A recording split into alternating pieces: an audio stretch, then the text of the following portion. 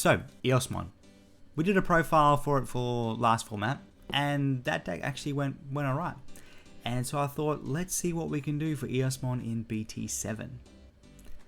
Full disclosure, this deck just hard loses to Blue Hybrid. Absolute worst matchup for this deck with how much it can stun. But against any other deck, this deck actually holds its own, especially against those setup grind decks. This deck can actually do pretty well. Let's check it out. Alrighty, kicking us off for our Eosmon profile is 4 Demimeramon. So I guess you weren't expecting to see Demimeramon as an egg in this deck, but we're running a little bit of a purple engine in there, mainly to help us with some extra draw power, because that's something this deck lacks if you don't have that Manoa out there. So Demimera effect on deletion, draw 1, trash 1.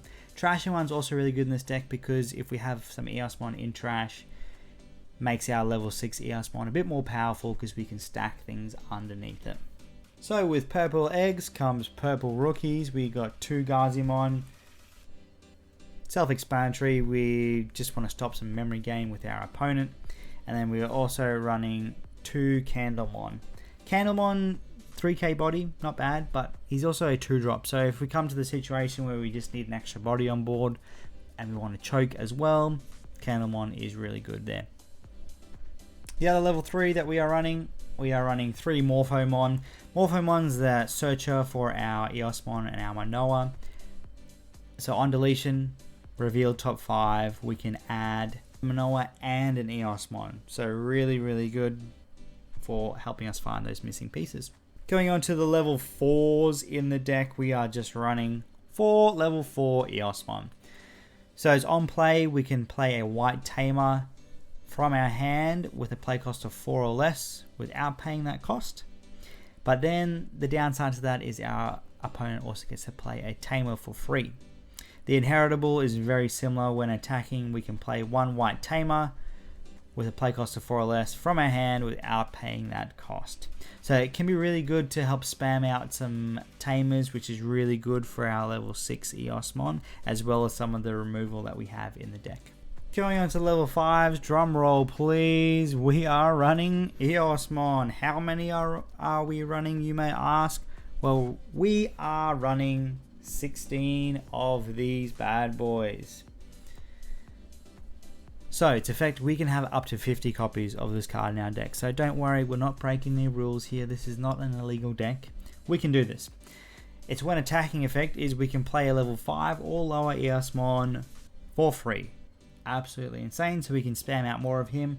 We can play the level 4 to spam out a Tamer, which is really nice. And its inheritable is this Digimon gains 1,000. So if we have a bunch of these under our level 6 Eosmon, you know, it's big booty, which is really, really nice. Speaking of the level 6, we are just running 3 of the BT6 level 6 Eosmon, not the new one, the old one. When digivolving, so it's a 5 cost to digivolve. For each Tamer we have in play, we can pop a level 5 or lower Eosmon underneath this guy, and then if we add 2 or more from that effect, we can delete one of our opponent's Digimon. Regardless of color, level, suspended, unsuspended, it's deleted, which is really nice. The other effect in there, which is your turn effect, for every 3 Digi-Evolution cards this guy has underneath him, gain security attack +1. So if we have it 3, you know, that's 2 checks. If we have 6, that's 3 checks. That's insane, and that comes up as long as we get a decent amount of Tamers out in play. Sorry, I don't know if I made this clear, but the Tamer count includes your opponent's Tamers as well. So it makes that level 4 Eosmon not such a bad thing. Going to the Tamers, we are running 4 Manoa. So for those of you who don't know, Manoa is a memory resetter, so make sure we start at 3, which is always handy. The other effect is whenever an Eosmon is played, we can tap the Manoa, reveal the top 3 cards of our deck, and then we can add either a Tamer, no color restriction there, or an Eosmon, no level restriction there either. So helps us find those missing pieces, helps us find those Tamers. We do run Tamers that aren't white in the deck as well, so it helps us search those, which can be quite handy. Next Tamers that we're running 2 Takumi. So Takumi was really good last set where there was lots of level 3 swinging. Not so good for that effect there. So for those of you who don't know, all turns, all level 3 Digimon gain when attacking lose a memory. But the main reason we have Takumi in here is for the other effect. So it's just a your turn effect. When one of our Digimon digivolves, we can tap Takumi to draw an extra card. So really good for that extra draw power, which sometimes is what Eosmon struggles with. Speaking of draw power, we are also running 2 Analog Youth. On play, reveal the top 3 cards, add 1 Digimon to our hand, trash the others. So good for that extra hand consistency, but also good for filling up that trash with Eosmon so that we can make our level 6 one have that extra DP or those extra security checks. The last of the Tamers that we are running 3 of the Izzy Joe dual tamer. Izzy Joe's in there mainly because of the memory gain that we get. So if our opponent has 2 or more Digimon in play, we gain an extra 2. So if we have Izzy out, if we have Manoa out, we're at 5, which is really good because our level 6 Eosmon costs 5 to go into. So if we want to go into him and still have it be our turn, Izzy Joe's really, really good for that. And then he also turns on some of the black options that we have in the deck. Moving on to our options, which is removal galore. We are running 2 Cutting Edge. Its main effect, same as its security effect, we can play a level 5 or lower Eosmon from our hand without paying its cost, and then we can delete one of our opponent's Digimon with DP less than or equal to it. This is really nasty when it gets checked in security when you were only needing an extra body on board to finish off your opponent. So yeah, really, really nasty to see that. The next option that we are running 2 Fly Bullet. Main, same as security. We can delete a level 6 or lower Digimon, really handy for those big boys. We are then also running 3 Schwarz. So Schwarz in there because we can spam out a bunch of Tamers.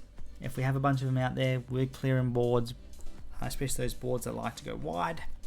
And rounding off the options, we are playing 1 Iron Fisted Onslaught. Its main effect, same as its security effect, delete all of your opponent's Digimon with the highest play cost. We can delete lots of things with it if there's lots of things with the same play cost there. And the other one that we are running 1 Ultimate Flare. Really good for those nasty things that don't want to be deleted or have some nasty effects when they are deleted. So main effect, for those that you don't know, same as its security effect, we can de-digivolve 3 on one of our opponent's Digimon and then delete all Digimon with a play cost of 3 or less. Now I was running more of those black options, but I felt that was just too bricky in the deck. You can refer to the old Eosmon profile to see how many that we were running. This just feels a lot more consistent, but you can feel free to take out a Schwarz to add in another one of those or another one of the other options of removal there, but I find this is a nice balance for those options. Alright, and that's BT7 Eosmon. All done and dusted. Let me know your thoughts. What can we do different? Let us know if there's any profile that you want to see up here on the channel as well. But thanks for your time. If you liked it, please hit that like button, subscribe. Support means the world to us. But stay beautiful, and we'll see you in the next one.